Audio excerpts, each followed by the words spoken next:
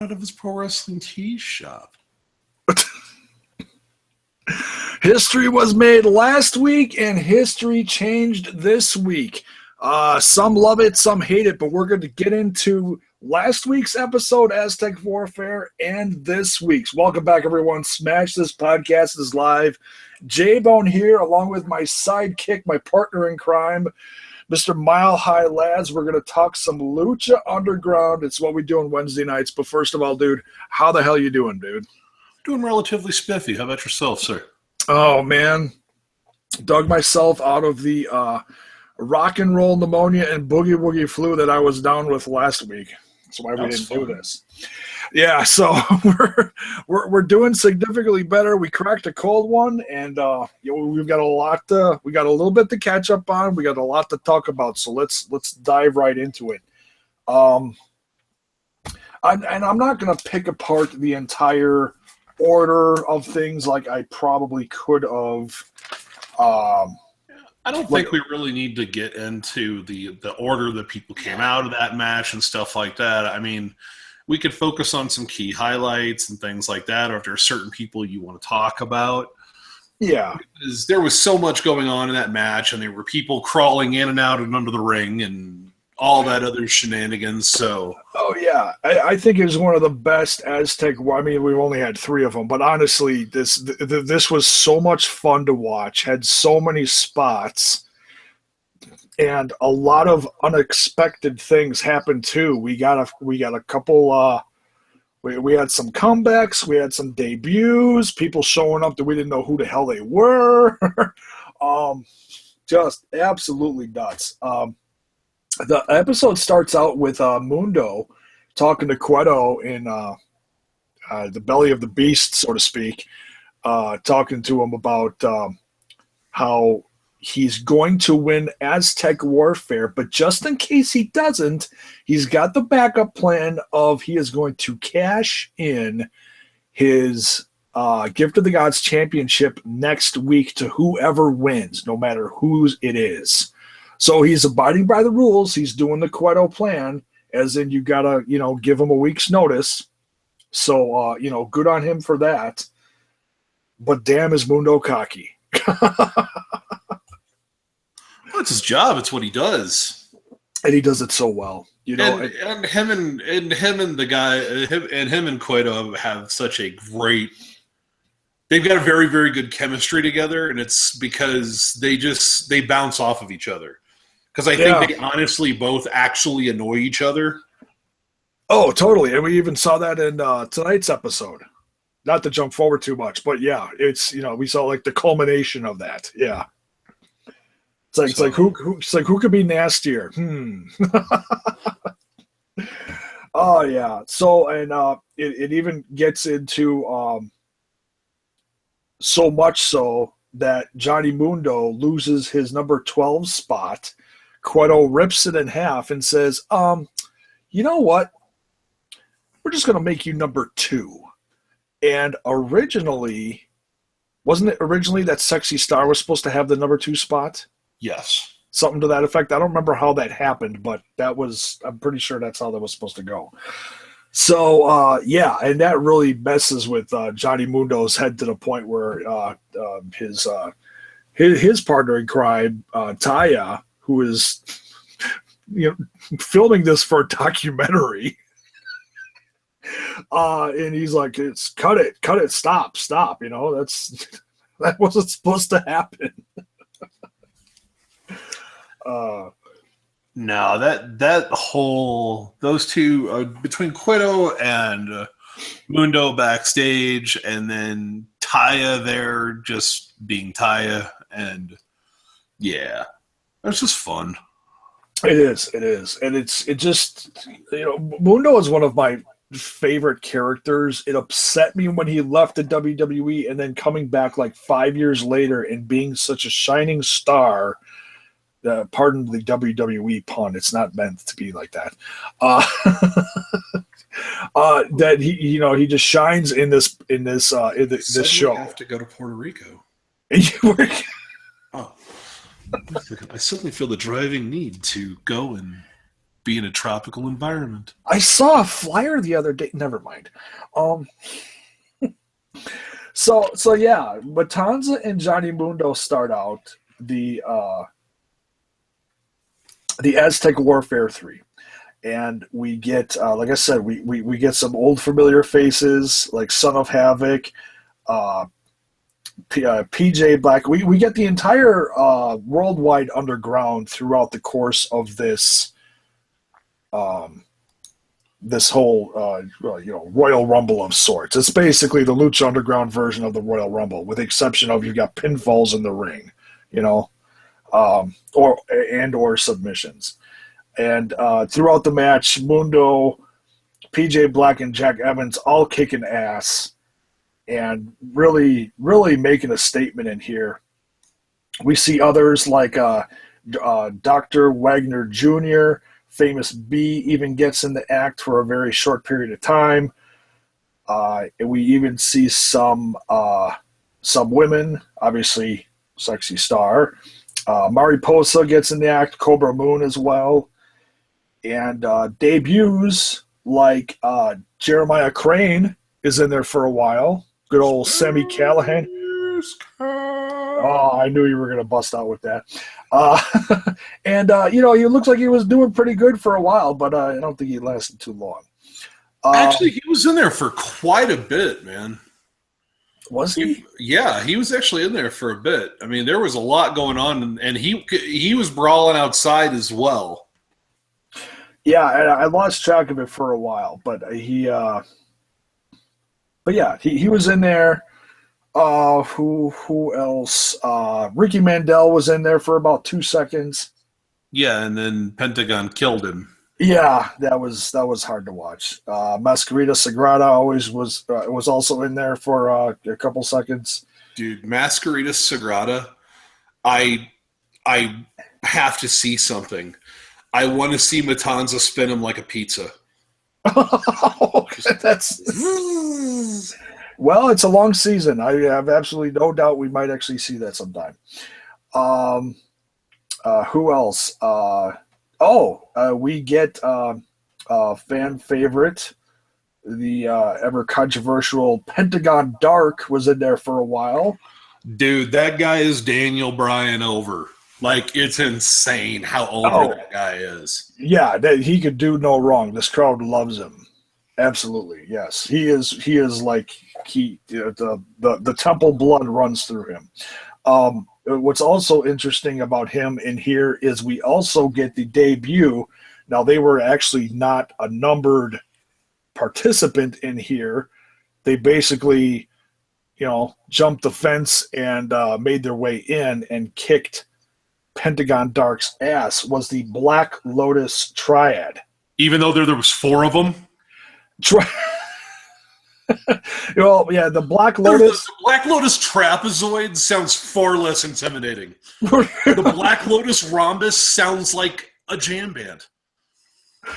Right. So the Black Lotus triad it is. The Black Lotus and the 3 I wrote down because I had no clue who these girls were. I wrote down the 3 who they are. I'm assuming they're probably out of. They're out of Japan. Well, I was assuming that, but I'm assuming they're probably out of Ice Ribbon or Stardom, maybe. I'm sure we're going to find out more in the weeks to come. Yeah, I'll have to dig around and see what I can find. But yeah, that's the thing, dude. Japan's got like 4 or 5 women federations that are all just loaded for bear. Wow. And and a lot of them are really hard to find in the U.S. Like, I was lucky enough to find Ice Ribbon on YouTube. But yeah, some of the stuff it's hard to find. But like, I'm starting to dig into that. I have found an online reservoir that I'm kind of digging through, mainly due to the fact that I made a request to see some old Bull Nakano matches, and they're like, "Hey, look in here," and I'm like, "Sweet, okay." Oh, there you go. Little things I get excited about. Pardon my wrestling nerdiness. Carry on. That's all right. It's all good. But yeah, what's more relevant to Lucha Underground than a wrestler who made 4 appearances in WCW in 1993? I mean, seriously.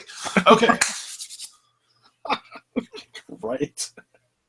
It's like the 8 what the hell do they say that it's the 8 levels of it's something 80s related. I can't remember. 7 degrees of Kevin Bacon. Thank you. Yes, that's exactly what it is. The 8 degrees of Bill Cosby. Like, that whole game gets really weird really fast. Oh yeah, I don't know. That's dark, dude. No.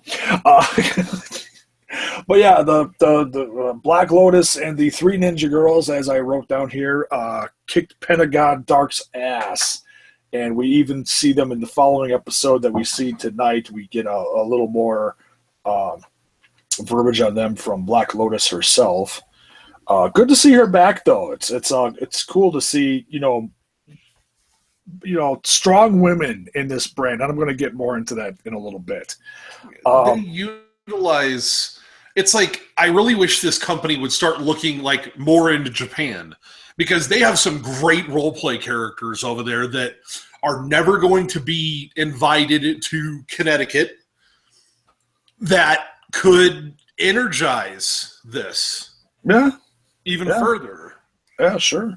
Yeah, I mean, there's no real boundaries on this other than what they would put on themselves as far as what they could do with this show.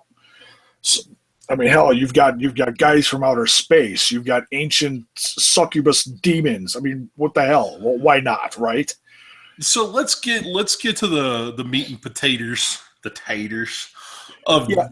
Let's get to the crux of this. Like the only other comical thing I was going to mention here was a classic thing that we saw from last year. We saw again this year in this Aztec Warfare was Joey Ryan.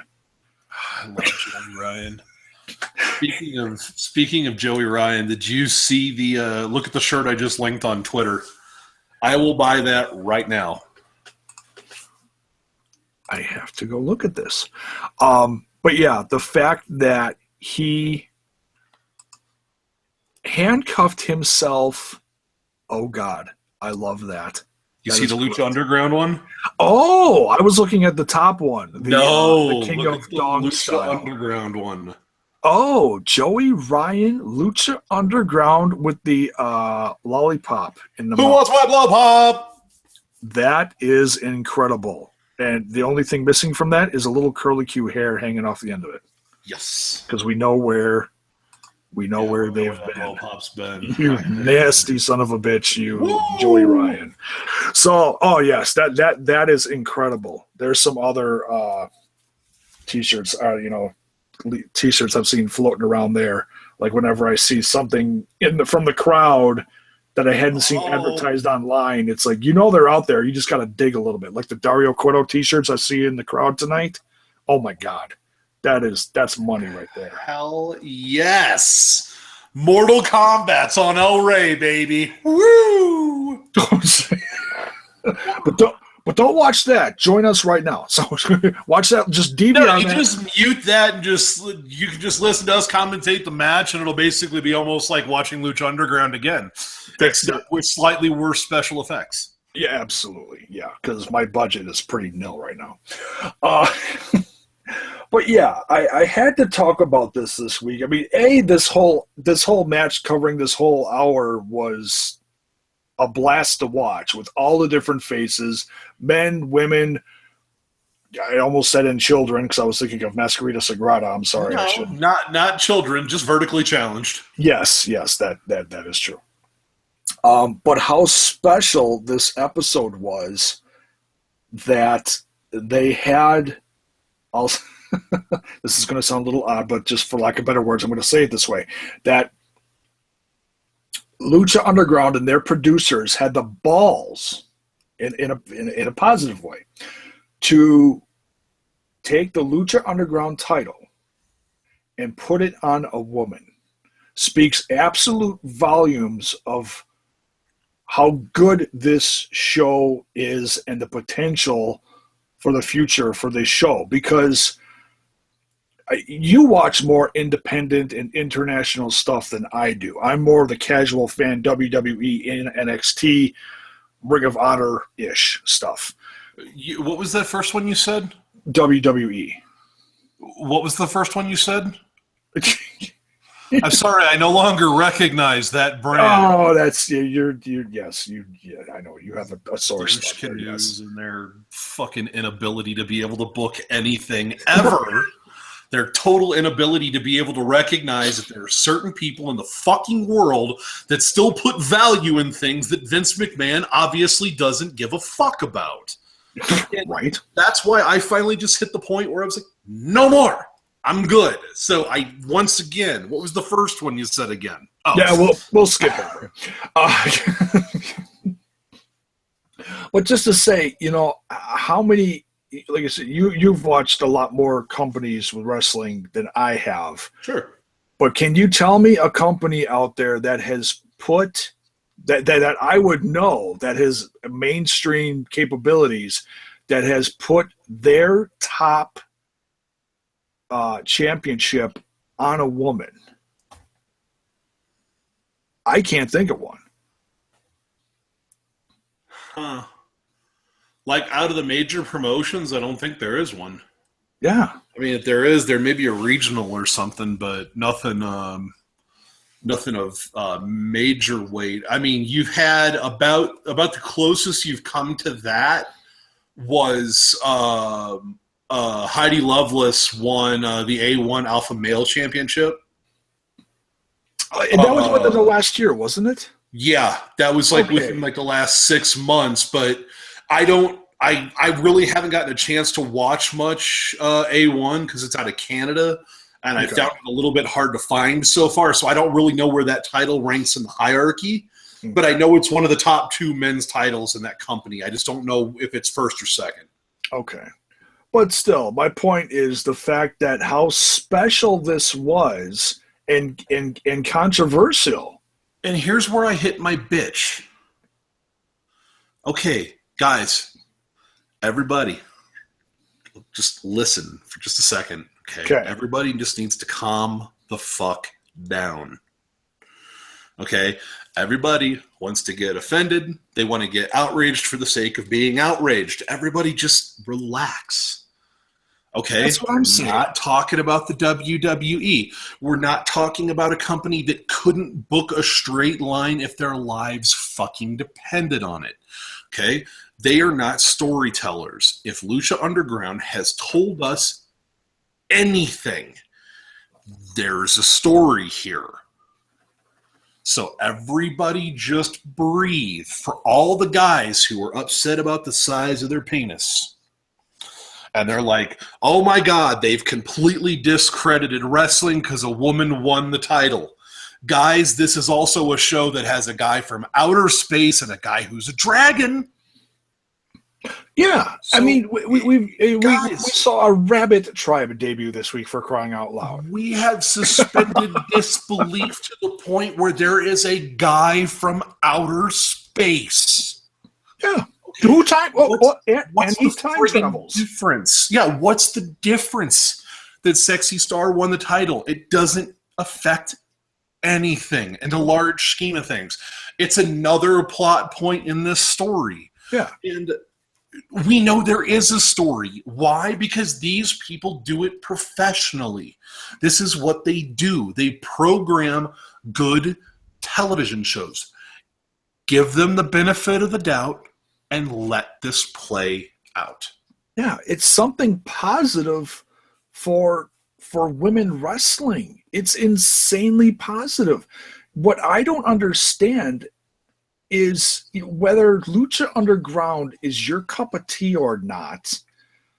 You have to look at where she's come over the course of the last 2+ years. I say 2+ years because we're just, we're in the 3rd season, okay?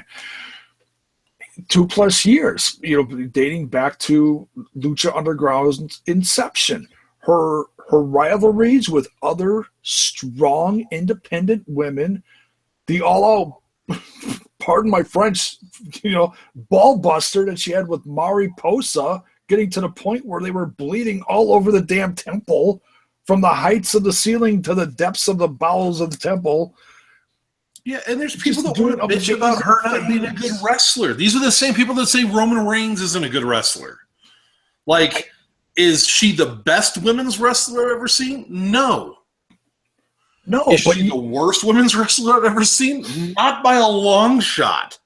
Yeah, just sit back and enjoy the show. Yeah, I don't understand the, you know, and I'm not gonna name names because I'm not that kind of person where like calling out individuals and saying you were wrong, because everybody is allowed to their opinion. I understand that, but to sit there and mock her and say that she's not a good wrestler, which she is. So, you know, dude, it's just people that like, dude, it's the one thing I figured out in the last couple of weeks. And you know what, man, ever since taking my leave from that company that's located in the Northeast, Connecticut, right. Yeah. In roughly the Greenwich region, there was a posse from there, the mean streets of Greenwich. Yeah. They did the thing. But I've got to, I mean, it's kind of nice because it's like I absorb that brand now basically through Twitter and the WTF moments on YouTube. And and you know what? It's great because I don't see any of the other crap. I literally condense the entire show down into like this little microcosm. And most of the time, I can tell you where their stories are going. I'm not even watching their television show. Right. Like, you know what? I didn't see the outcome tonight. I didn't expect that to happen. Okay? People were quick to jump up and say, "Oh my God, you know what? We just lavished all that praise on them last week," or we were just like, you've got the like basically the roles reversed. You went from the people that were celebrating last week are bitching now, and the people who were bitching last week are celebrating now. It's like, guys, it's a fucking wrestling show. Yeah, just I watch the show. I saw, and like I said, once again, I'm not going to name names, but I saw women tweeting tonight after the show tonight saying how disappointed they were in Lucha Underground. It's like, why? Is it upsetting that Johnny Mundo won because you're supposed to boo him as a heel? Sure. But they put on a hell of a show. But at the same time, let it play out. Yeah. Like, we don't ever, like, that's the one thing that does not happen in this show. Like, when you watch other televised brands, you will notice that occasionally you just hit dead ends. And it's just like, okay, we have no idea what to do with you, so you're not on the next show. Yeah. You don't have that in this show. It's like a person may go away for half a season, but when they're back, they're injected back into the storyline. Hence Angelico's return last week. Holy crap. Ooh, that was a return. Oh, geez. And that's not the first time he's done a move like that either. Holy cow. Taking out the whole worldwide underground, and namely, and if you pick apart stuff, you see that this is all has been, going on for weeks, this little thing between Mundo and Sexy Star. To the point that last week Mundo was like so cocky, like, I'm going to do great things to everyone and anyone. Well, who pinned him last week? Dude, but this is just people. This is just people bitching for the sake of bitching. Yeah, and it's like, it's not constructive bitching. It's like, my thing is just, I like to bitch. I'm good at it. But at the same time, it's like, I don't bitch for the sake of bitching. Like, I go, damn, like, I'm looking at this and this sucks. Yeah. But it's like, okay, how would I fix it? Like, I always try to follow up. If I say something negative, I try to come back with, hey, what about this? Constructive criticism. Yeah, but it's like, but people don't see that. Like, if you don't match up with their opinion, they stop listening. They don't care. Now, every once in a while, you'll run into a fan that's like, now, wait a second. That guy he watches a lot of wrestling, so he's obviously seen a lot of stuff. So I can agree with him on that level. Like, I don't agree with him on this person, but his overall evaluation is probably correct. Yeah. So, it was tremendous to see everything that happened last week. Had to take some time out of tonight's show to talk about it because we couldn't last week. And history was made with Sexy Star being the Lucha Underground Championship. And there was a part of the show that wasn't aired. It was like a special bonus end to the match where she's very emotional and she has her championship and she's kind of staggering around the ring, trying to collect herself. And she talks to the crowd, and it's a little bonus thing on El Rey's Lucha Underground YouTube channel. And go see it. Just take a couple minutes and go watch it, and you see the pure emotion that is pouring out of this woman and how special this moment really is. It's not a BS moment like, it's like the Big Show crying. No, it's not. It's a lot more than that. So if you want to know what this really meant to her and you haven't seen it, please, as a Lucha Underground fan, go check it out on the YouTube channel. You'll be happy you saw it. But now let's get into tonight's episode where the tables were quite turned. Another loaded episode. Some more debuts this week and some incredible matches. And the title of the episode confused me just a little bit. I felt like this title should have been on last week's episode, in a sense. The title of the episode for this week, episode number 12, was Every Woman is Sexy, Every Woman is a Star. Because the ending to this episode doesn't fit with that. Do you understand what I'm saying? Yeah, I get it, but yeah, it's minor. I was just, and we had a feeling how this one was going to end just because of how the odds were against her, and especially as we see in one part of the match where the Mac is congratulating her in the back, and he's like, hey, I'm going to be in your corner. I'm going to make sure there's no shenanigans out there. And she's like, no, I got to do this by myself. And at first it seems like it is going to be one-on-one between Mundo and Sexy Star. I'm going to just kind of bounce all over the episode here. But obviously that's not how the match goes. It was quite even, I felt. It was a great match between Mundo and her. It wasn't like he destroyed her through the whole thing. She got her licks in. What did you think of this match, dude? It wasn't bad. It's like, people want to be upset about it. I look at it from this perspective, okay? It took two people to put her down. So not only did it take a man to put her down, it took another woman to put her down. Yeah. And it wasn't just another woman. The woman cold-cocked her with brass knuckles. It's like, right. They couldn't have protected her anymore if they would have hit her with a fucking stun gun like Goldberg. Like, that's the only other thing they could have done. Like, that's the only other thing they could have done to protect her. So It's like, I don't really take this as a genuine loss. She got healed. That's what a heel does. And we've seen that, throughout time from this, that, and the other thing. Yeah. This is nowhere close to the last time we see this. Nowhere close. This story is not over yet. No. And plus, and this is going to kick up between her and Taya, and that's a match that I honestly want to see. Oh, yeah.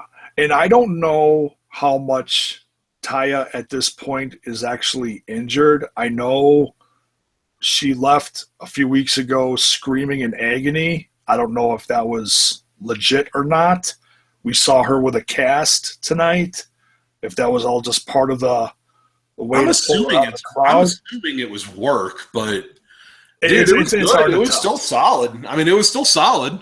Oh, yeah. Yeah, and I had a feeling that's who that was, but it was hard to tell at first because there was the black wig, and at first I'm like, oh, she's in a Sexy Star mask, and then I'm thinking, wait, isn't there, because I start really expanding my brain on stuff. I'm like, wait, isn't there a girl down in AAA that also is very similar to Sexy Star, has a very similar look, but is also brunette?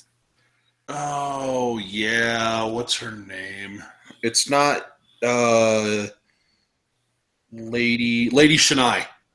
Something, yeah. It's something. I think it's Lady Shania. I think that's the one you're talking about. It looks a lot like Sexy Star. Similar mask, similar look, similar dress. Yeah, it's dark mask, like black with like sequins. Like, yeah, you totally see that.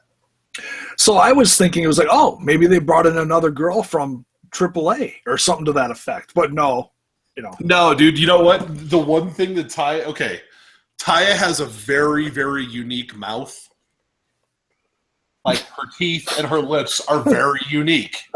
Okay. So it's like, and dude, I'm not going to lie, dude. I'm not a blonde guy. That's not my bag. But, dude, Taya's that special kind of crazy. It's just like, you will totally fuck up my life. Come over here, please.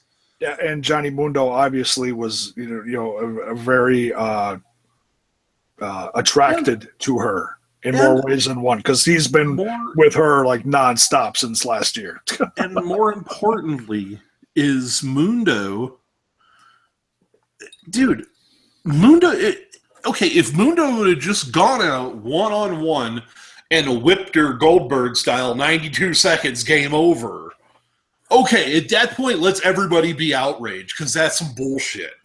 Yeah, that's upsetting. Yeah, because you want to see, because this isn't that kind of show.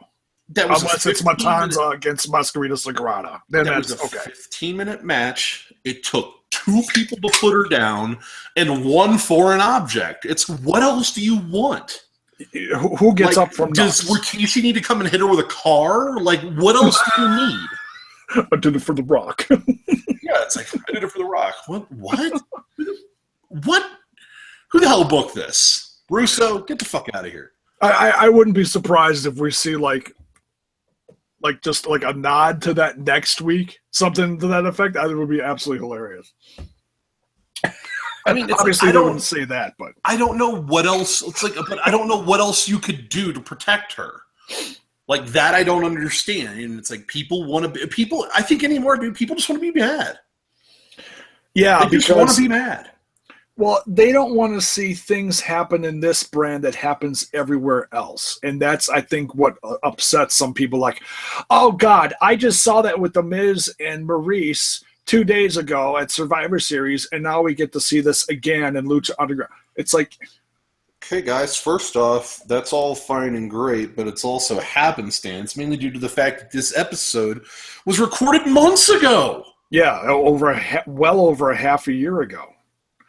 So, yeah. And it's like, yeah, dude, it's pure happenstance. And it's not the first time it's happened this season. It's just like, it's this bizarre thing where the WWE magically lines up with some of their storytelling. And it's like, these shows have been edited and prepared. And most of these matches took place months ago. Anything that's coincidence is purely that. Yeah, so you can't sit there and say, oh, they copied WWE or WWE copied them. It's just, yeah. Unless WWE has access to screeners, how the hell would WWE know what the outcome of the match was unless there was somebody there in attendance? Yeah. Which I wouldn't run it past them. Well, Krista Joseph has a lot of connections, so, I'm just saying, like, dude, I mean, think about it. I mean, like, how hard would it be for somebody to hire an independent contractor in LA? Like, okay, we want you to go in and scout all these people, or send 2 guys from NXT or whatever that nobody knows. Like, dude, like, you could, especially in that crowd, you could blend in. Oh, easily. I mean, there are certain people who are diehards who are sitting in the same spot every episode, same bench, same chair, same aisle seat, and they show them relatively like almost every week for like a split second, isn't a thank you. But at the same time, like there are people in that arena that churn. And you know what? Maybe you send a guy from NXT to go scout one show, and you send another guy to go scout another show. So it's not the same guy. I mean, like, the WWE obviously knows what the hell is going on there because they've made inroads to try to sign everybody. Oh yeah, yeah. So I've talked about that before. There was an article that came out within the last half year or so, probably right around the same time that they recorded this. Something that big came out that showed that WWE was going after Angelico and Jack Evans. And that's just mind blowing, dude. Jack Evans is a walking wellness policy violation. But he's God love him for it, dude.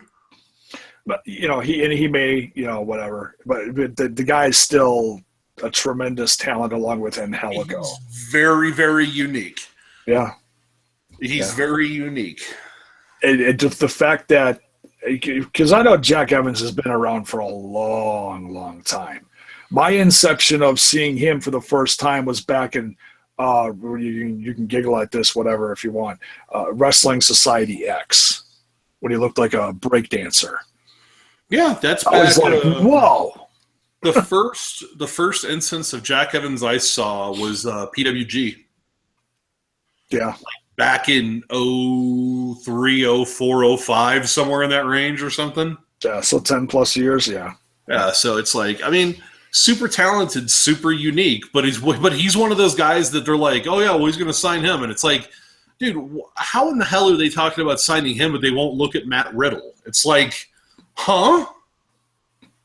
Oh, I'm sure Matt Riddle is about a pubic hair away from signing. They just want him to get a little more experience down in the what do you call that? WWN. Yes, thank you. Yeah. No problem. It's what I do. It's my thing. Like I could have made it easy and said Evolve, but I know he wrestles a few different places. So, well, dude, he works up and down the East Coast, and he's worked PWG. So yeah, he's turning into War Machine. Like every time I turn on a different streaming service, War Machine's there. It's like, how are you guys at all these places at the same time? You talking about really confused. War Machine? You talking about Cage? No, War Machine. Warbeard Hansen and Ray Rowe from Ring of Honor. Yeah, they just last week they were just in Japan, weren't they? Yeah, they're working the World Tag League right now. Yeah, that's awesome. So yeah, they're but yeah, it's like I've seen them. They've turned up in one promotion in the UK. I've seen them turn up in New Japan. So yeah, dude, I dig it. There's so much wrestling out there. If you just look around, it's amazing. Oh yeah, you just gotta take the time. Yeah. Let's see what else happened in this episode that we can complain about. I'm kidding. The debut, kicking off the episode. Oh, so we're gonna close that with my moment of hilarity. That's gonna be awesome. Okay, this is what I'm gonna quote you. What you have educated me on here and there throughout the last few months of us, doing reviews and talking wrestling together. This is certainly a large dose of Lucha Underground Wrestle Silly. I like Wrestle Silly. I am pro Wrestle Silly. As a matter of fact, is if the home dude that's in the weird body stocking ever gets unmasked and it's Colt Cabana, I may poop my couch. That, and I'm probably gonna murder this. I'm hoping I'm not. I tried to get the ringleader of sorts obviously is Paul London, and they did call him Paul London, which was interesting. They didn't give him another identity, and I just like the fact that basically all they did to Paul London was just like, hey, Paul, yeah, everything Vince told you not to do, yeah, do it. Okay. Right? I mean, he just really blew the doors off this. Dude, Paul London turned up 12. That's all he is. Yeah. It's really cool because it's like I dig Paul London on his own. And thanks to Matt Stryker. It's fun to see that so turned up. It's just great. Yeah, and thanks to Matt Stryker and especially Vampiro when they were talking kind of like describing what they were doing or what these characters were similar to, as in the whole psychedelicy of these characters. They weren't just like, because you first look at them and it's like, oh, they're like circus characters. No, there's so much more than that. Because as you watch them and they're like dancing in the ring, especially when they were dancing around Melissa Santos. Melissa Santos is like, what in the blue hell are you doing? It's like, you guys are weird. Right? Weird times 10. So there's obviously Paul London. I think the guy's name was Mana Suerte. Is that right?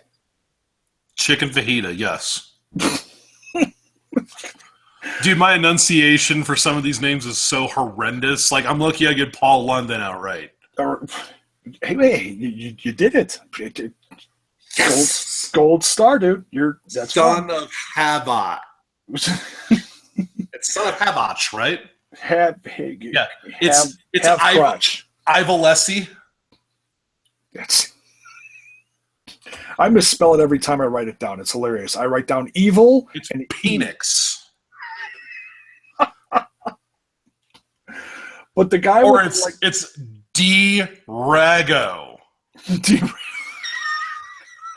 It's like the shittiest rapper in history. What's your name, man? D-Rago. Get the fuck out of here. Like, no. Just leave.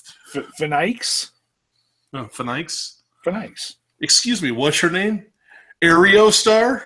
Areola. Oh, dear God, no. Is it Areola Star? That's a totally different thing, but yes. Yeah. I think that's actually, I think I saw that on Pornhub once, but that's a totally different discussion, so... That's another review for another time. Although you never know what's going to show up in this brand, so we'll just. But yeah, I mean, dude, like they were fun. Fun. The guy in the black. Okay, like looking mohawk thing. He did that. I don't know what the hell they call it. I don't know what let me rephrase that. I don't know what the proper name of it is. Basically, when the luchadors kind of turn ass to tea kettle and basically do like the nuts or like the dick to asshole thing, where they like basically jump up backwards and the guy grabs them, and then sometimes they'll come up and they'll do a cutter or whatever. Yeah, I'm talking about. When he did that run up, he popped himself through. And when basically he popped himself through to a pinning combination, and dude, I haven't seen somebody do that with like that level of smoothness, or maybe it was the camera angle or whatever, but it reminded me of Super Calo. Super who? Super Calo from a bajillion years ago in WCW. Okay. He was one of the Lucha crew that got brought up with Conan and all of them. He was okay. He was the guy that walked around in the bright silver. He had the bright silver shirt and the black shorts. Like you couldn't miss him. He looked like a disco ball. Oh, I must be thinking of someone from Raven's crew, like Sign Guy or something. Didn't he look like that too? No, this is yeah, dude. Like, just look him up. Like, look at his body shape and stuff like that. And I look at that guy and I'm like, oh my god, dude, that dude's like a ringer. And then the other gentleman was Santador. I believe that's what they called him. Steak fajita. Close. Soy fajita. Yes. I'm not gonna try to ever pronounce those names. I'm gonna refer to them. We've got Paul London, Bunny 1, and Bunny 2. There you go. Yes, the Rabbit Tribe. And they were thrown. It was interesting how they were thrown right into this Trios Championship match. I honestly thought they were going to win. For a second there, yeah. Just how good they all, like, flowed in the ring together. I mean, they looked like they had some legit chemistry. And I don't think that's the last time we see this match either. I think we see that before the first half of the season's up, and I think the White Rabbit Ribe. No. White Rabbit Tribe. That's the correct word. Bunny. I think we see them. If I were going to make a prediction, we're in what, episode 9? Episode 10? 12. 12. God damn, dude, where's the time gone? Okay. Last week was 40 episodes in the season? Ish, yes. So if I were to operate under suspicion, let's say that the White Rabbit Tribe is your trio's champions before episode 25. So in another 10 or so episodes. Yeah. Very possibly. Because we're not going to see them every week. We'll see these guys in, like, down the road in a couple episodes. No, I think we see them. I think at the very least, I think next week we get a vignette, like one of the little backstage segments. I think that's at the very least, because I think you had enough questions that were put forth this week that there has to be something else, and it needs to be fairly quick. Can you picture them, like, just busting into Dario's office, and Dario's, like, just in the middle of something, like, really, he's very focused, and they just start, like, dancing circles around his desk, and he starts, like, freaking out? Yes. I would have seen that. Yes, I can. That wasn't even a remote stretch. Like, I could totally see this. I could totally see this happening next week, to be totally honest. So I would fall off my couch laughing if this happened. I'd be like, oh my God, look! It's coming, because if it's making you laugh and it's making me laugh, somebody's thought of this over there, and it made them laugh. So yeah, just because, just from looking at these guys, that these guys are going to blow the roof off the place somewhere down the season. What's also interesting from this little get-together here for the Trios Championships, someone was looking down at the Trios Champions, Cobra Moon, and she yelled down to Drago and yelled something. I'm going to translate here. I think it said something to the effect of, someday you will bow to your queen. So I have no doubt that they're going to be facing off soon. Some backstage segments. She's going to possibly bring in someone to try to wear him down. Something to that effect. It's interesting, though, because it's like inter-tribe confrontations. Usually tribes, like, okay, we saw the White Rabbit Tribe or the Bunny Tribe or whatever you call them. They're all very much in sync, kicking ass this week in their debut. But remember, when it came to Drago, or let me say that, D-Rago. When it came to Drago, remember when they had that backstage segment, he walked away 1,000 years ago. Oh, so those two have been going through long-term falling out, where basically he apparently walked away from the entire tribe 1,000 years ago. Yeah, so we're probably going to get a little bit more of a backstory, as in why or what she was, how evil she is, something to that effect. And my curiosity would become, is Cobra Moon the queen? If she is, she hasn't been treated very queenly. Oh, I think that's coming, because we even saw, like, her on a throne in the trailer. So I have absolutely no doubt we're going to see her do something to him and to actually show her, making him show servitude, showing her power, something to that effect. We have the segment where Mac wants to be at Sexy Star's side for the match. Oh, then we get the match of, honestly, I'll call this, I was very impressed with the Sexy Star Johnny Mundo match, but I'm not going to call it the match of the night. For me personally, the match of the night, and I want to get your opinion on this too in a second, it was the Dante Fox versus Killshot. What did you think of this, dude? Yes. Okay, now here's where I blow your mind. What if I told you tonight... Wait.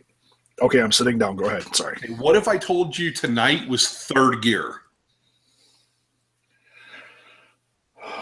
Third gear as in... On a 6-speed transmission. As in they didn't go full throttle. Nowhere close. Okay. I believe, yeah, the way these two worked in the ring, these two have like faced before. I've seen AR Fox do dives on the level of what we saw Angelico do last week. I have seen Fox do full scale suicide planches where he clears the top rope by feet. Wow. Killshot is another guy that I've seen work a lot globally. I don't know if he still is, but he was holding the WXW championship, the tag team championships with David Starr in Germany. Wow. But he, yeah, dude, those two guys, nowhere close to their maximum capacity. I mean, I really don't think either one of them broke a sweat outside of a couple of moves. So it was a nice introduction. It was the match of the night, and they weren't even going, in my opinion. Wow. Like those two guys will put on a show. So somewhere, if they face each other down the road to settle this feud once and or twice again, which I wouldn't mind, it's going to be much more intense, you think? Oh yeah, like both those guys. I mean, for that style of wrestling, those two guys are probably in the top 10, if not top 15 in the world. So they're special on this show. They're special globally. Oh, like yeah. This is like they're not. This is one of those things where these guys are kind of a coup. I mean, they got really, really lucky, and like at some point, like the one match I want to see before we get to the next contract cycle is I want to see Dante Fox versus Killshot versus Prince Puma. Oh. Give me that as a triple threat. I'm good. Oh, that could definitely knock it out of the park for possible match of the year, I'd think. Oh, yeah. I mean, those guys, and they're special. I mean, it's like all three of those guys are special. Yeah. There's something about them physically, there's something about them mentally that makes them better than other people.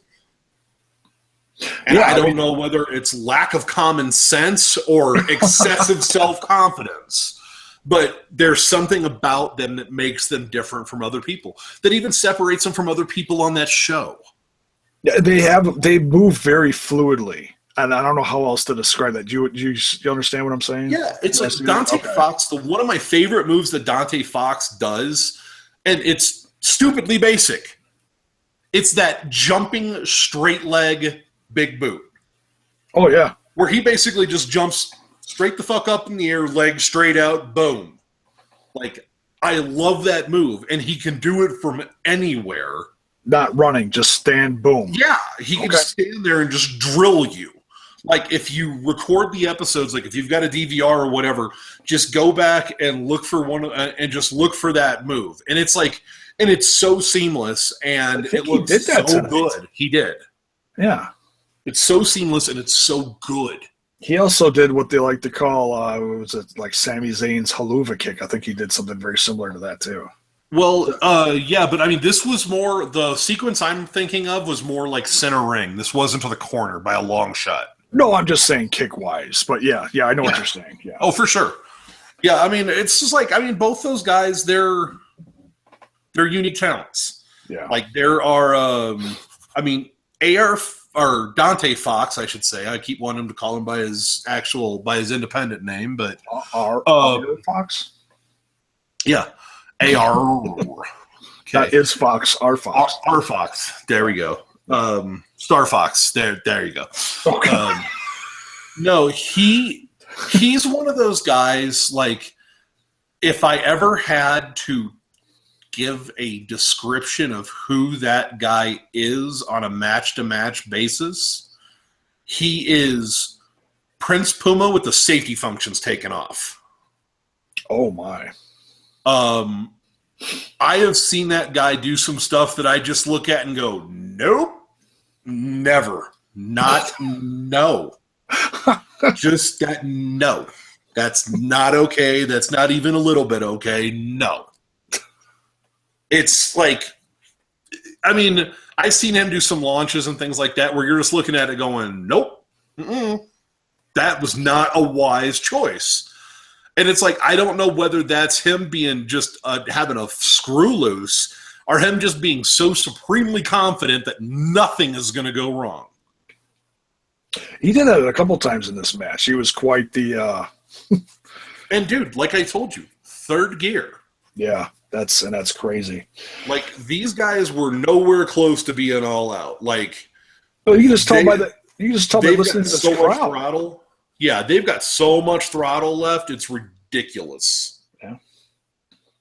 What was also, I thought was kind of funny, I noticed and I usually don't talk about this, but I saw a couple and I thought it was humorous.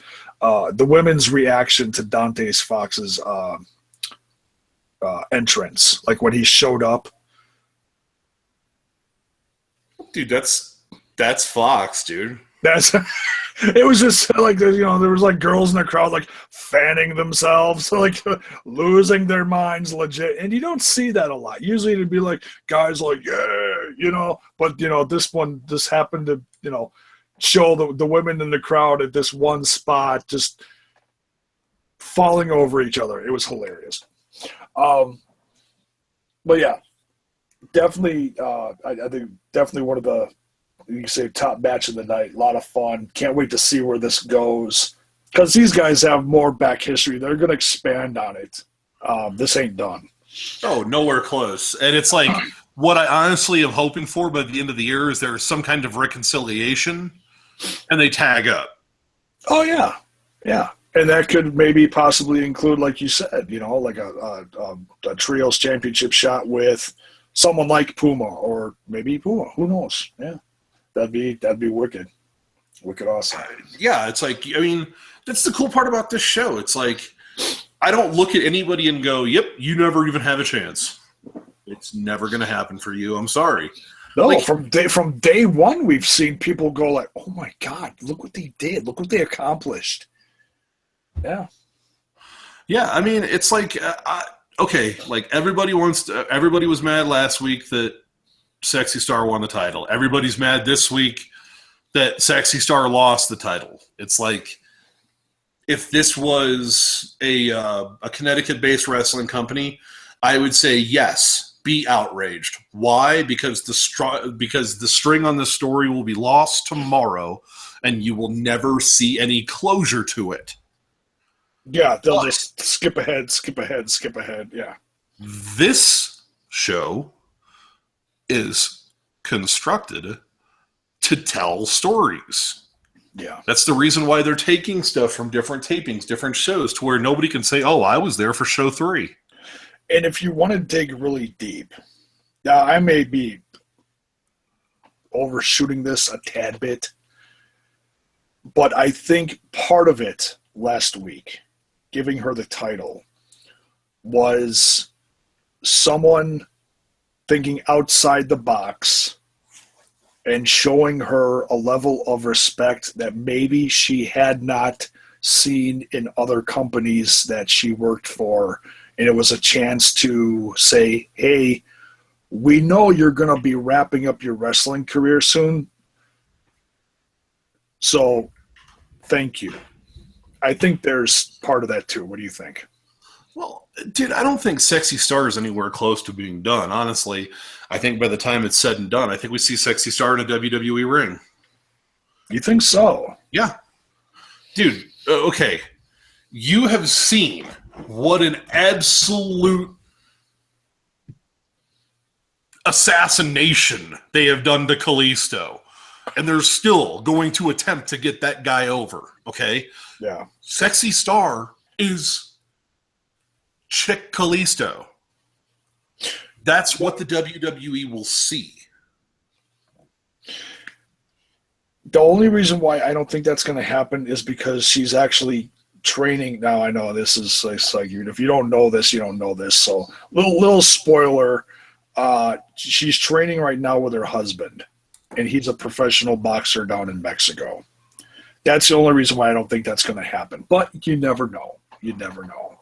She may change her mind. And it's one of those things where, okay, as a very famous promoter from a Connecticut-based wrestling company once said, never say never. Yeah, that's very true. I mean, I think there's potential. I think there's money there, and if we know anything about the Voodoo Ken Mafia, oh my God, I have not heard that term. And there you go. Thank you, BG James.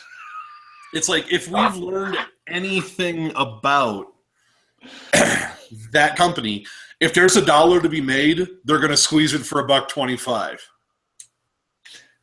Yeah. So I mean, it's one of those things where it's like, you know what? I don't think it'll be one of those situations where she may not work a lot, but it may be a situation where she's like Mickie James. They bring her in for a one-off. They bring her in for a short run, whatever. Or possibly even a role like what Rosita's doing down in developmental. That too. She's coaching. That's the cool aspect of wrestling right now is the fact that you're only as limited as you want to be. Yeah. I mean, if James Ellsworth can get a WWE contract, anybody can get a WWE contract if you're willing to put in the work. Yeah, if you're willing to go all out. I mean, that's what it comes down to. And I think that's awesome. I'm sorry. I think that's awesome. And that whole world of butthurt is a totally different conversation, but it makes me laugh my ass off. Like, oh my God. Oh, he beat AJ Styles 3 times. And I'm like, you know who laughed harder about that than anybody else? AJ Styles. And he's having an effing blast while everyone else is losing their minds over it. Now, we'll talk about this for a second, and we'll get back to Lucha Underground because I don't want to get too far off track. No, dude, I've got an entire routine worked out on this. We're going to be at this for at least a half hour. We'll do that soon. Okay. But just real quick on this. No. I decided. Here you go. I want you to run this through your brain. What I want to do is I want to book James Ellsworth as the little buddy. And that's all I ever want him to do. But I want him to switch people that he's out there with. Like, okay, like he goes out with AJ Styles, the phenomenal one. He could be the phenomenal one half. Oh, God. He could go out with Seth Rollins, the architect. He could go out dressed as Bob the Builder. Because he just doesn't quite catch on to what the nicknames actually mean. Dude, he could run around with John Cena and be part of the Chin Gang. I mean, come on. The Chin Gang? Oh, wait, that's Chain Gang. Okay, sorry, I totally spelled that word wrong. My bad. We need to work on your spell. No, I know what you're saying. Whichever one works. I think they both work, actually, so it works out even better that way. Dude, you could put him with Roman Reigns. Instead of the big dog, he could be the ankle biter. I mean, come on. And, dude, like, they could dress him up as the person he's going out there with, mainly due to the fact that I want to see him be the little show. But didn't Hornswoggle already do all that shit? Yeah, but the difference is Hornswoggle was awesome, but he was ruined at that point. And like much like the WWE is doing to James Ellsworth. So it's okay. Because it's like even the people that loved him hate him now. And it's just like, dude, come on. Like, dude, the guy has no chin. He's the weirdest shaped human being on that TV show. Yeah. He's what the hell did JBL call him? He looked like a lowercase I. Accurate. With the neck brace on? Dude, the call of No Chin music is still my all-time favorite. That's solid. And that's Otunga. Somebody probably fed it to him, but that's Otunga. Yeah, that was hilarious.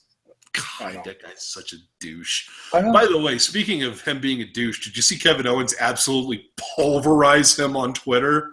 Yeah, I saw that, yeah. Oh, my God. It was just like one of those things. I read the response. I was like, oh, damn. Like, that was brutal. Owens is priceless on social media. He really is. Dude, it's like, that's going to be the guy that, like, eventually they're going to choke him out on Twitter, and it's going to ruin him. They're going to be like, pull that back. Yeah, it's like, hey, you can't say that. Well, why not? I've been saying it for 3 years. No shit. So, all right, back to Lucha awesomeness here. Yes. We talked the Fox kill shot, and then pretty much last but not least here is I almost missed this. Cueto talking in the office to Black Lotus, and I'm gonna have to go back and like listen to the whole conversation to probably pick it up again. But they were talking about how the Black Lotus triad jumped in the ring last week, attacked Pentagon, basically got him outed from Aztec Warfare 3. And that next, as far as I can tell, I think they said next week, yes, we're getting the Black Lotus triad versus Pentagon Dark. Yes. So we're going to see. Pentagon Dark cannot win the match until he's faced everyone from the Black Lotus triad, which makes it not a gauntlet. Because even if he loses, he still has to face the next person.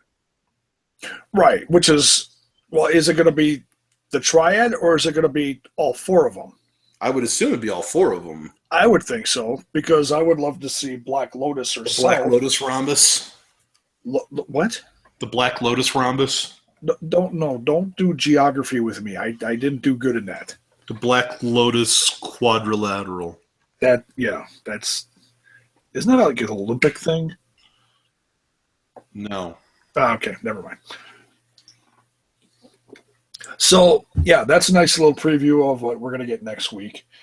Probably a little fallout from the win tonight from Mr. Mundo, which is going to be interesting because I guarantee you there's going to be some something in the office with him and Cueto, and Mundo telling him, "I told you so," and Taya on her crutches with the camera going, "That's right, baby, that's right," or something goofy to that effect. What do you think? Dude, when it comes to those two, you have no clue, and it's like, at the same time, it's like, that's the cool thing about this show is I have somehow managed to stay away from spoilers for the most part. Yeah. I mean, there was a couple things I found out in the tapings over a half year ago. I did know, and this upset me, but I did know that Sexy Star was going to win last week. And see, that's the thing that just drives me up the freaking wall. Yeah. It's like, dude, like there are people out there that watch this show like it's The Walking fucking Dead. Yeah. It's like, okay, it's like, all right, so you're mad about what happened on a fictional television show. It's like this is a story. Yeah. Like, you're outraged at the story, but the thing is I know there's a story here. Yeah. Everybody knows there's a story here because this is what this company does. They tell us a story. They build the show to tell us a story. It's not that Connecticut-based wrestling company where they had a box and all I really gave a shit about what was in the box and we never found out what was in the goddamn box. The box. Yes. Before WrestleMania, Shane's safety deposit box that we never found out what was in it. Oh, I'll bet you we'll find out by Mania. I don't think so, dude, because no? it took people on Twitter basically losing their shit to and then all of a sudden it was mentioned like in like this 2-second thing, like, oh, well, I guess we don't have to worry about that anymore. And Vince put something in his pocket, and that was the end of it. And you're just going like, well, that was outrageously underwhelming. I don't even remember that. I must have blinked or farted or something. It was the only part about the story. That was the only thing about WrestleMania that I gave a shit about, and we got nothing from it. It was like that part of Pulp Fiction. What's in the briefcase? Yeah, what the hell's glowing in the briefcase? Can somebody tell me what's glowing in the briefcase? So I'm trying to figure that out for, I don't know, about 10 years. What the hell's in the briefcase? We're going to find out by the end of the season. I'll bet you any money, because Dario Cueto's got that freaking briefcase, doesn't he? Yeah, and remember, we're on what, match 3 of Tejano and Cage? That's not done yet. Oh, nowhere close. And it's like, what, Cage is up 2-1, I think? Yeah. Yeah, we're in 3. We got 2 to go. Well, assuming it goes full, whatever, but you never know. Yeah, and I'm assuming we're going to find out what's in that case, and that's a totally different thing. I was hoping from like incriminating photos out of Vince's box about like him and Mae Young. Oh, you want to know who the daddy of that hand was? I can tell you. Oh no! See, now if that would have been what's in the box, I'd have fell out. Like that would have been doing a way call back, and the people who were watching would have died laughing. Right? It's like, that's how you use nostalgia properly. Tell an inside joke. Reward the fans that have been with you for a long time. That remember that shit. Yeah, there you go. So, and then of course we got, and we already touched on this. The match, of course, the Lucha Underground Championship, Sexy Star, the new champion, crowned last week versus Johnny Mundo, cashing in his Gift of the Gods championship. So that's another thing that we get to look forward to. Is in all this, we might get a touch of that next week or somewhere soon. Is somewhere down the road, we're going to have another Gift of the Gods champion. Yeah, I would assume they'll start next week. Would be my guess. Could be, because usually they've been starting those real quick after they've rolled the story over. I mean, usually after they roll the belt over, usually the qualifiers start right away. So. And as long as this season is going into almost next summer, we may get a couple phases of that. We may get a few different championship cash-ins and stuff. Who knows? So works for me. So all in all, I mean, Mundo's one of my favorite guys. So as controversial as this was, as happy as I was last week to see them do something historical and make a woman top champion in this. And then they have the Mundo of the Mundo. Johnny taking it away from her this week. I know I got to cut myself after 2 beers. All right, that's enough for you. I know. No more silly for me. Him taking it away from her this week in such horrific fashion. The Nux. Dude. They couldn't have protected her anymore if they'd hit her with a car. I mean, I'm sure there's going to be some kind of conversation with the Mac next week going, told you I should have been out there, Yeah, but at the same time, it's like, just let this play out. We're nowhere close to the end yet. Yeah. No, we're a quarter of the way into the season, for crying out loud. We have so much to go. We may have 5 more champions. Who knows? I don't know. But this is one thing that, unfortunately, like I said, I did know this was going to happen.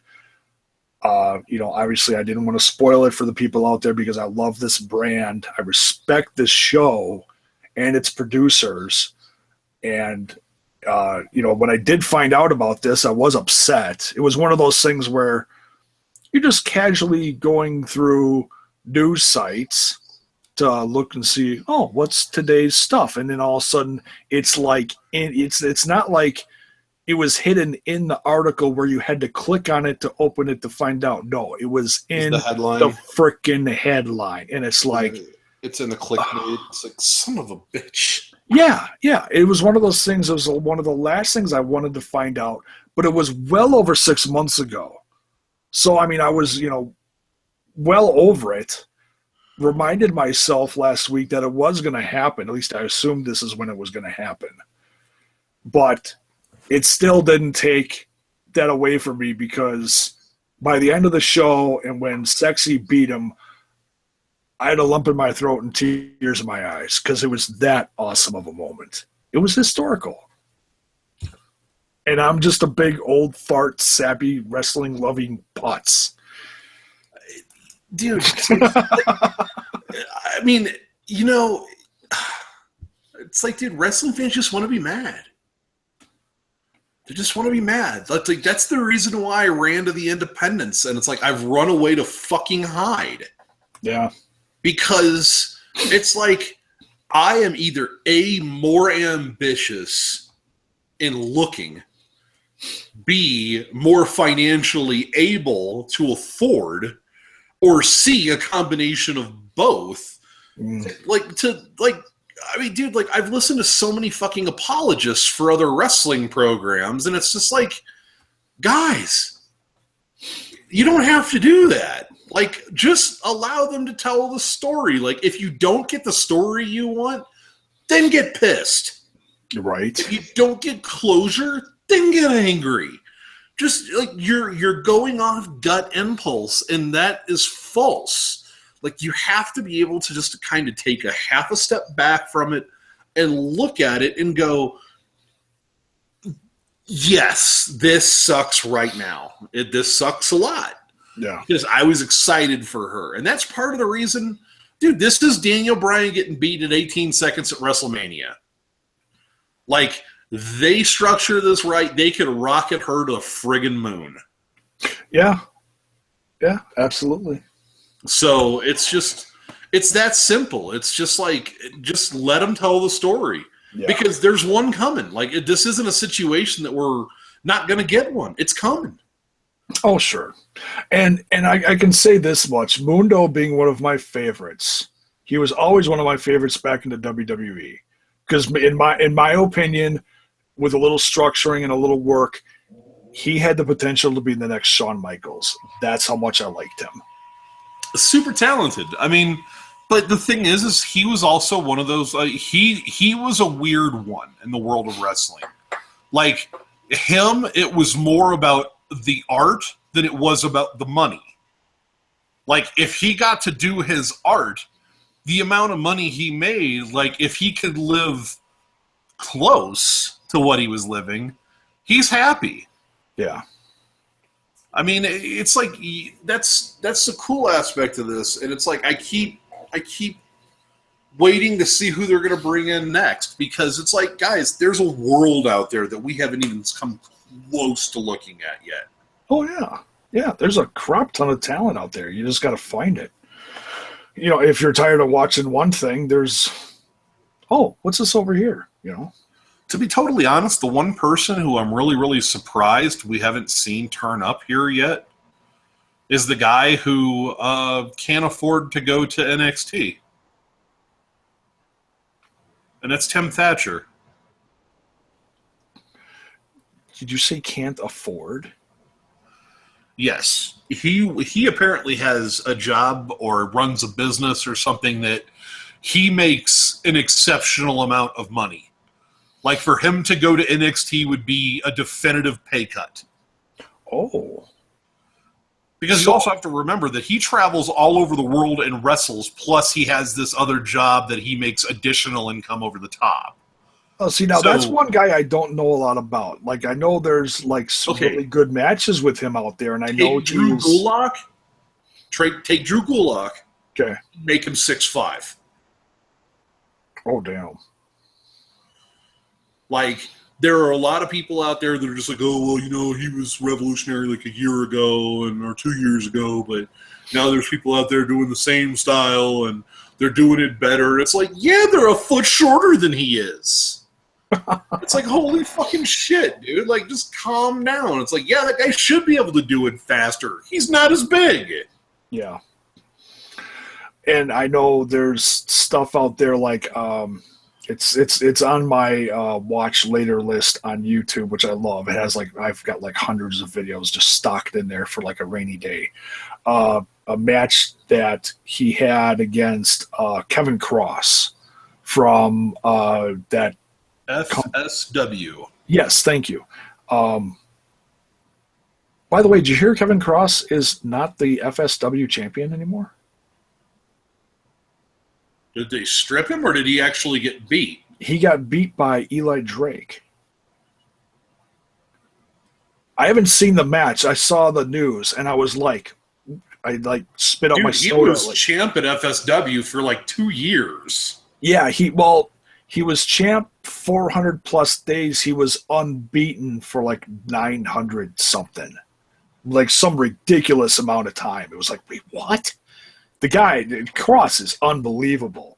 And I know he's signed with this show that we're talking about right now. So when he's supposed to show up, I don't know. But when he does, I can tell you this much, folks. The shit is going to hit the fan. You are going to have to wear an adult diaper, and you're not going to see it coming. And you're going to be like, oh, my God. Yeah, the thing with him is he uses as his finisher, he uses a Saito suplex. Oh my God. And it's one of the most brutal things I've ever seen. And it's the thing is that people don't take into account is the fact that Saito is 5'10", maybe? Yeah. And Kevin Cross is 6'5". He's a big boy. He's not like the most muscular man in the world. He's kind of built like Stone Cold was, just taller. Yeah. Yeah, he's something. He is one guy that I have started following very closely within the last year that I'm like, this is a guy you need to watch. Because when something big happens, it's going to go everywhere. Why he's not already running roughshod in the E right now, I don't know. Because, dude, the thing, I don't get it. I don't get it. I know they pay the most amount of money, but I don't get it. I just, I don't understand. I don't understand the want and drive and desire to go there. And it's yeah, the money is great, but at what cost? Yeah. I'm sure that what does it cost you? What does it cost your art? What does it cost your character? What does it cost? Yeah. I think certain aspects of going there have gotten better, as in they're not restructuring every single person that walks in the front door. As in, AJ Styles is AJ Styles. Samoa Joe is Samoa Joe. You know what I mean? Nakamura is Nakamura. They're doing that with established global brands, though. I know, but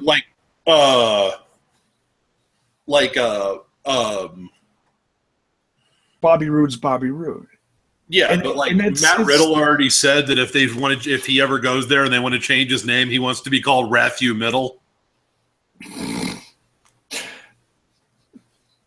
I've heard Rathu Middle also is a bit of a smoker. Occasionally, he has his moments.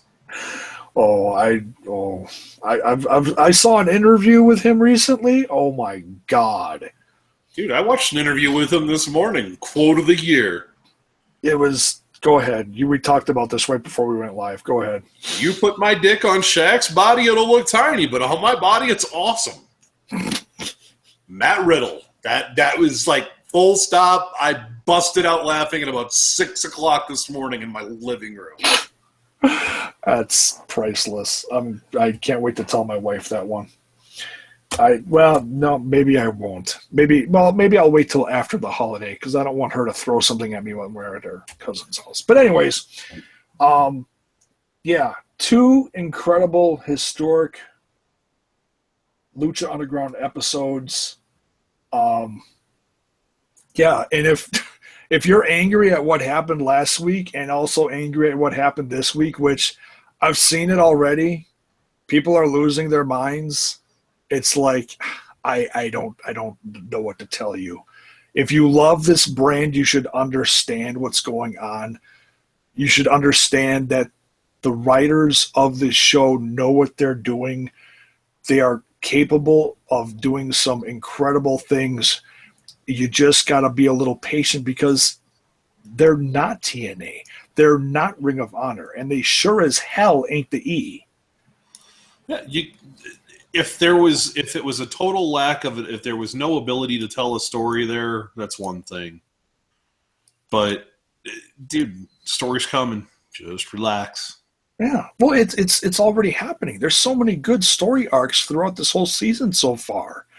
And the best one we've barely touched on is the stuff that's going on between Katrina and Vasquez.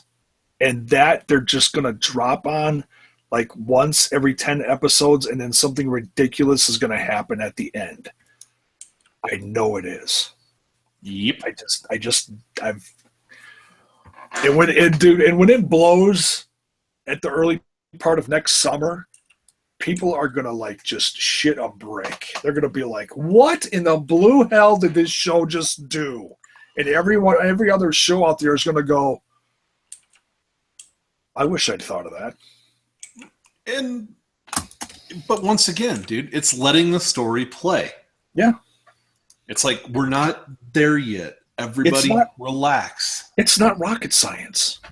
Yeah. It's pro wrestling. It's really cool pro wrestling. But it's pro wrestling. It's pro wrestling with the special effects that Vince wishes he could put in place. Right? That's pretty much what it comes down to. Why can't we have a guy with sparklers coming out of his butt and taking off into the air? Damn it. Dude, that was my favorite hashtag out of last Sunday. Sparklers spear, I'm out of here. I about peed myself. I was like, you have got to be kidding me. That's amazing. That was the highlight of my Sunday. Dude. Everyone else hated it, but I loved it because I'm a Goldberg fan, and I didn't care. Okay. I don't care that Goldberg got the win. It's because it's a shit product, and I don't really care anymore. Right. But at the same time, where I'm pissed is like I realize that Vince McMahon does not give a fuck what the fans think. I realize he doesn't. But at the same time, it's like there are people out there like me that the number of title reigns still matter. The longest title reigns of certain classes still matter. I mean, this is stuff that matters to me. The old school stuff. Yeah. So when you go out there and you start making up numbers and you start making up timetables and and it's like, dude, what the freaking hell are you doing? And my beef was Brock Lesnar was the guy that beat The Undertaker. Okay? Brock Lesnar had not had his shoulders pinned to the mat since beating The Undertaker. So to me, he was still carrying The Undertaker. Now, granted, most wrestling fans have the mental capacity of the average goldfish. And Vince McMahon relies on that. He relies on the fans. He has said this in a quote. He relies on the fans having a short-term memory. Yeah, you're not supposed to remember this. Yeah. So it's annoying because it's like, to me, that carryover, like, to me, like, even as minor as that was, Okay, like, I mean, even it's like, okay, fine, that was 2 years ago, dude. Like, what the hell? What else do you want? Yeah. My thought process is why the hell didn't that win go on Rusev? Why didn't that win go on anybody? Pick somebody. Yeah, I hear you. Give me a guy that's going to be around longer than Mania. I don't care who it is. I don't care who it is. You know what? Have Brock get beat. Okay? Have him lose at one pay-per-view, then have him come back and lose at the next pay-per-view to Goldberg. Or you build him up where Brock just basically blows up, throws half the locker room around the arena, and disappears for 6 months, as Brock does. Yeah. So you let him do what he does anyway, and the story makes sense. And you're not wasting something that... Now, granted, there's only about 8 of us on Earth that remember that as something that was... that actually remember that as something important. But at the same time, it's annoying because it's just like, why would you do that? I hear you. Why would you waste that win on a 50-year-old man? Yeah, I don't know. That's my only beef. It's like, why would you waste that on a 50-year-old man? Waste it if you're gonna beat him. Try to catapult somebody with it. Pick anybody except Roman Reigns, because the crowd will reject that. The crowd will reject that. Not that I have a problem with Roman Reigns. I could give a shit. But the crowd will reject it vehemently. Yeah. So anybody but him. Okay? Anybody on the roster. You've got like 90 people that are called pro wrestlers under your employment, including your son. And by the way, why the fuck was he in that match? Okay. So that's a totally different discussion. Thank you, everybody. I'm going to drop my microphone now. Thank you. Good night. Before we go too far off the rails tonight, yes, thank you everyone for listening, folks. Hell of a 2-week Slamtown crammed into this episode, talking about episodes 11 and 12 because we were not here last week. History was made. Some of you are going to love it. I dig it. I think this guy digs it. You okay with it? You dig it. He digs it. You should dig it too, but everyone has their own cup of tea. So, dude, just let the story play. Yeah. Let the story play. This is not. We're not there yet. This is not the end of the world. We've got 30-ish weeks left of this season. Hang in there, folks. The world is not coming to an end. Trust your lucha senses. Thanks for listening, folks. We'll see you next week. Love ya. This is Space Cat.